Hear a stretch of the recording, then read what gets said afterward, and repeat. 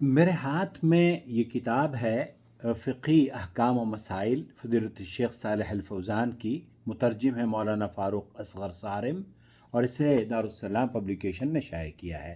لکھتے ہیں کہ لا صلاۃ لمن لم یقرأ بفاتحۃ الکتاب، جو شخص سورہ فاتحہ نہیں پڑھتا اس کی نماز نہیں ہوتی۔ اس سے ثابت ہوا کہ سورہ فاتحہ نماز کی ہر رکعت میں پڑھنا یہ نماز کا رکن ہے۔ احادیث صحیحہ سے ثابت ہے کہ رسول اللہ صلی اللہ علیہ وسلم اسے ہر رکعت میں پڑھتے تھے، اور ایک شخص نے درست طریقے سے نماز ادا نہ کی تو رسول اکرم صلی اللہ علیہ وسلم نے اسے نماز کا طریقہ سکھایا تو اسے سورہ فاتحہ پڑھنے کا حکم دیا۔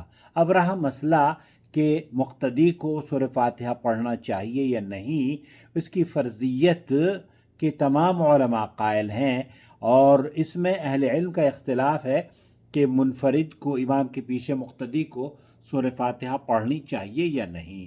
شیخ صالح الفوزان اس کتاب میں یہ فرما رہے ہیں۔ اب رہا یہ مسئلہ کہ سورہ فاتحہ کا پڑھنا ہر نمازی پر فرض ہے یا اس کی فرضیت صرف امام یا منفرد کے لیے خاص ہے، تو اس میں اہل علم کے درمیان اختلاف ہے۔ اس بارے میں محتاط فتویٰ یہی ہے، شیخ صالح الفوزان فرما رہے ہیں، اس بارے میں محتاط فتویٰ یہی ہے کہ مقتدی امام کے پیچھے سری نمازوں میں بھی فاتحہ پڑھے اور جہری نمازوں میں امام کے سکتوں میں پڑھے۔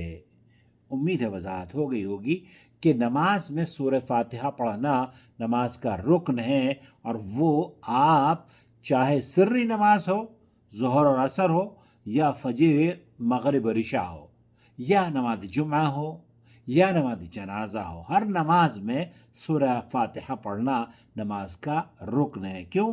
لا صلاۃ لمن لم یقرأ بفاتحۃ الکتاب۔